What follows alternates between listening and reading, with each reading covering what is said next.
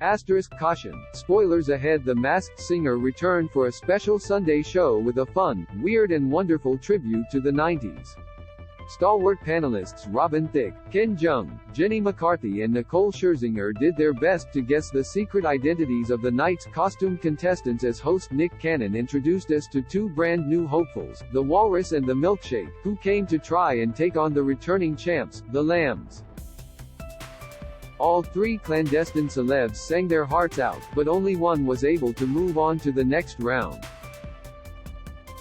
Here's how everything played out, and which characters ended up having to take it off.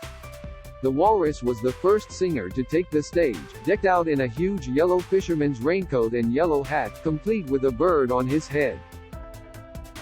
He picked a particularly iconic early 90s tune, Two Princes by the Spin Doctors, and it was a commanding, fun performance that transported the entire audience back to 1991 with some potent nostalgia.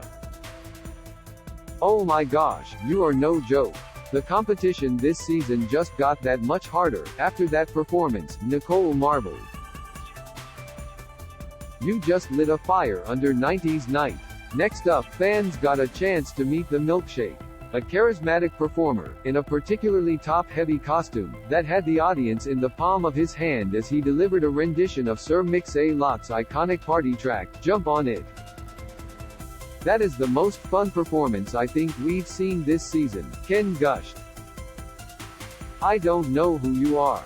It's driving me crazy, but you are a superstar, Nicole added.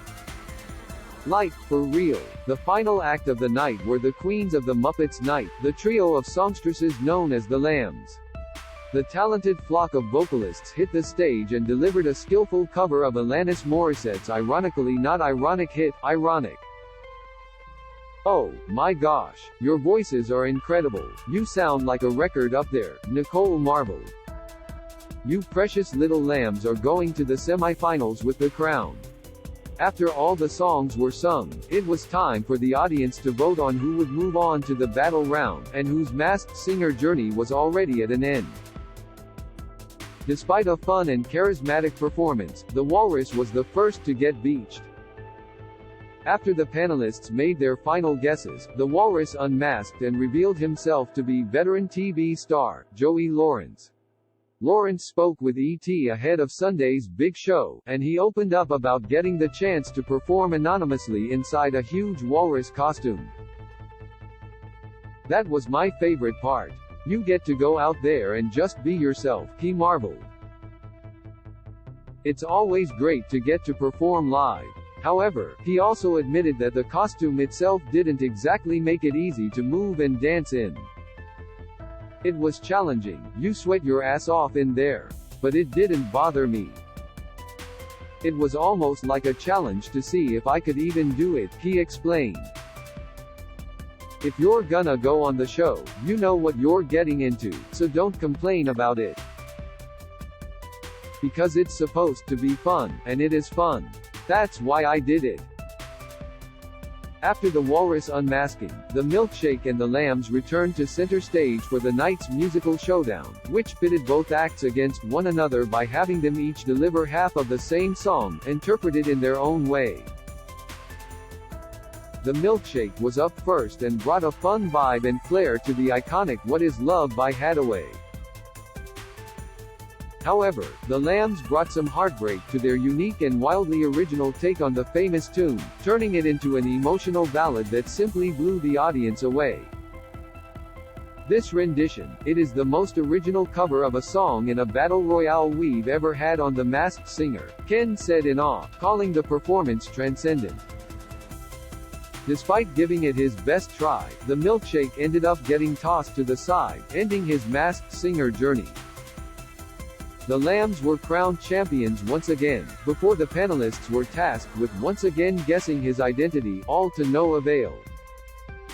After struggling with his unwieldy costume, the Milkshake finally revealed himself to be NFL star Le'Veon Bell.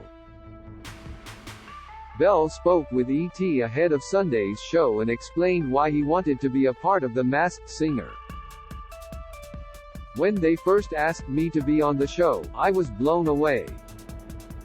I was honored, Bell shared.